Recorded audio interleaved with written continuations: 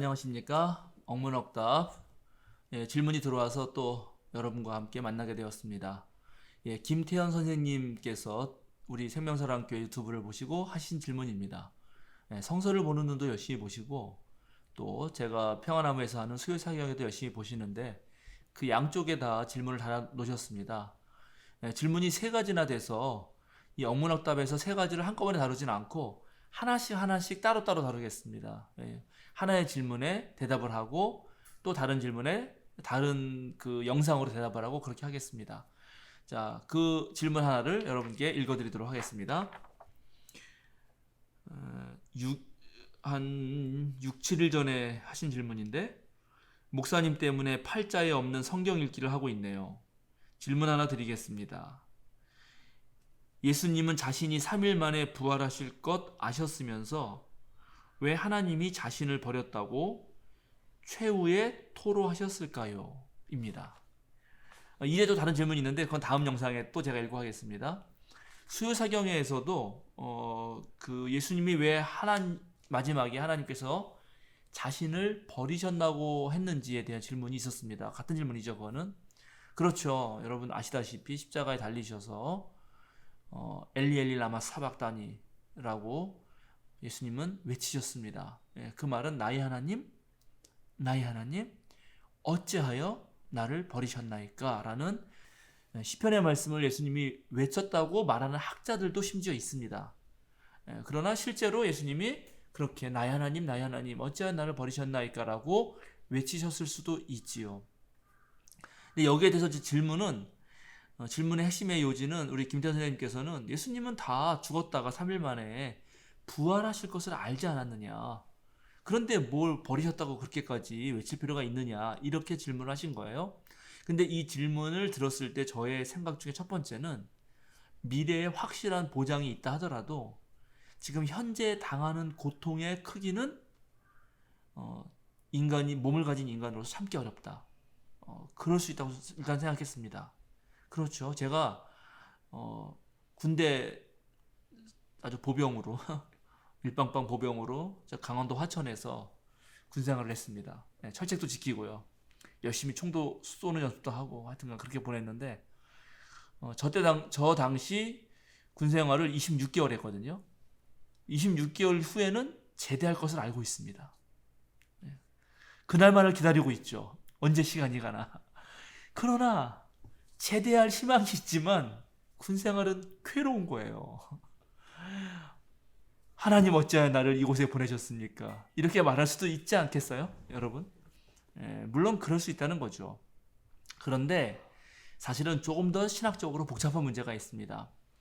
일반 교인들은 스스로 공부하지 않는 한 교회에서 이런 얘기를 듣기는 쉽지 않을 테지만 많은 신학자들은 역사적인 인물로서의 한 인간 예수와 그 다음에 예수님이 돌아가시고 그 다음에 부활이라고 하는 신비 체험을 한 그 초기 그리스도인들, 즉 예수님의 제자들에 의해서 고백된 신앙의 그리스도를 구분합니다. 그러니까 예수님의 부활 사건은 역사적 인물로서의 예수님이 물론 성경에는 자신이 3일 만에 부활할 것이라고 예언한 것으로 말하고 계시지만 그것은 오히려 예수님의 입에서 실제로 나왔다라고 하는 말이기보다는 후대에 신앙의 그리스도를 고백하는 그런 초기 그리스도인들의 고백이라고 봅니다. 제 이 설명을 들으시고 엄청 또 뭐랄까요, 신앙적인 그 괴로움을 느끼실 분이 계실 수도 있거든요. 제가 적잖이 걱정이 됩니다. 왜냐하면 저도 그런 세월을 한 20, 30년 전에 다 겪었기 때문에 그때 마음을 알긴 압니다. 그러나 우리가 정확하게 예수님을 갈릴리 나사렛에서 활동하셨던 한 분이라고 본다면은 자신이 다시 살아날 것이다 라고 하는, 그러니까는 몸의 부활이라고 하는 것을 문자 그대로 믿었겠느냐에 대해서는 현대의 대다수의 학자는 동의하지 않습니다. 그러나 예수님은 유대교 신앙 안에서 사나 죽으나 하나님하고 함께 있다.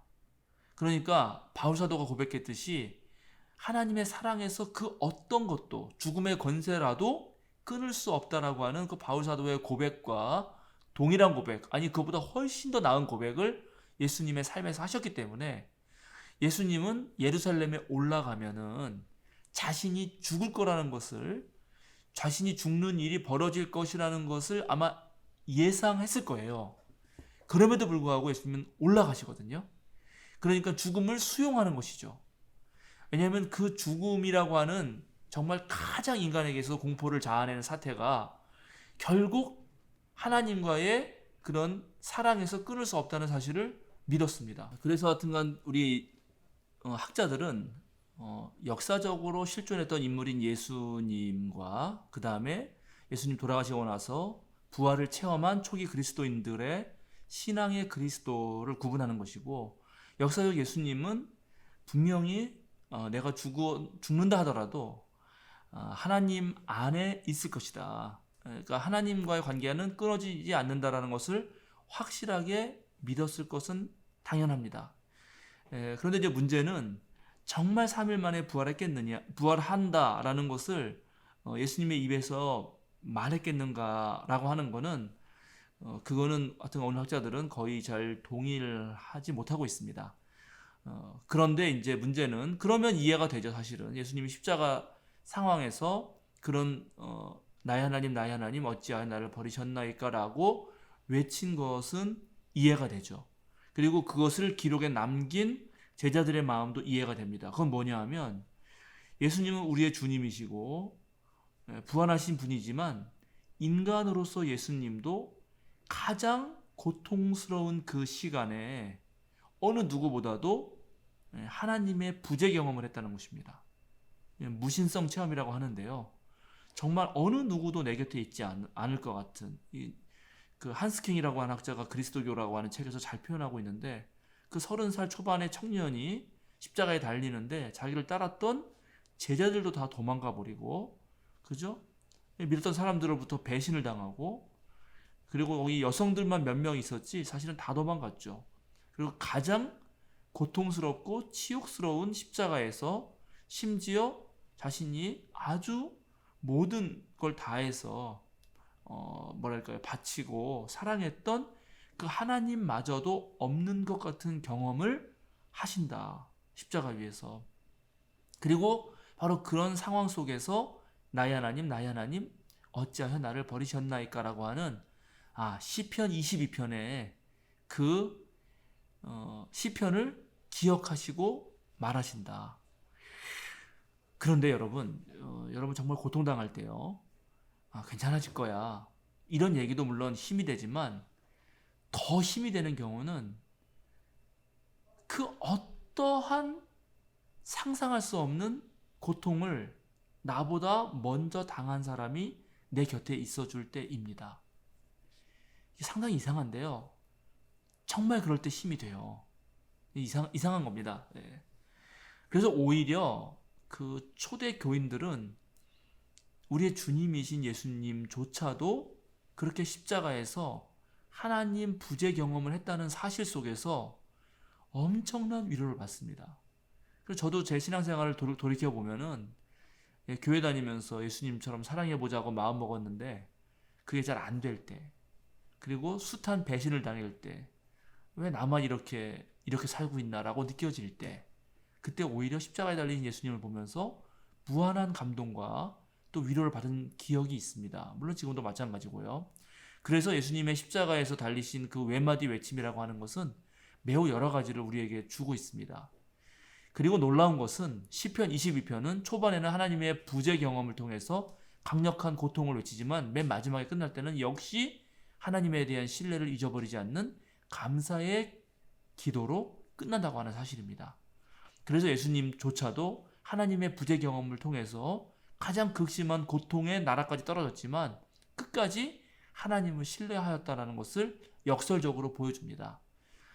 자, 그래서 우리 김태현 선생님, 답변이 충분히 됐는지 모르겠지만 예수님은 미리 모든 것을 다 알고 계시니까 다가오는 십자가 고통도 너끈히 이기셨을 것이다 라고 쉽게 생각할 수 있지만 그러지 않을 수도 있다라는 말씀을 드리고요. 오히려 2세기 초에 그 영지주의 계열의 그런 그리스도인들은 예수님은 십자가에서 웃으셨다. 래핑 지저스. 곧 부활할 거니까. 그리고 오히려 이 육체 감옥에서 벗어날 것이니까 웃으시는 예수님, 그런 이야기를 만들어내곤 했습니다. 그러나 기독교, 전통적인 기독교는 그런 영지주의 계열의 기독교보다는 예수님조차도 한 인간으로서 가장 극심한 고통을 겪으셨다는 것에 손을 들어주었다는 것을 우리는 또 한번 기억할 필요가 있을 것 같습니다. 김태현 선생님의 질문이 2개나 더 남았습니다. 그것은 다른 영상에서 또 제가 다루도록 하겠습니다. 그러면 다음 시간에 뵙도록 하겠습니다. 감사합니다.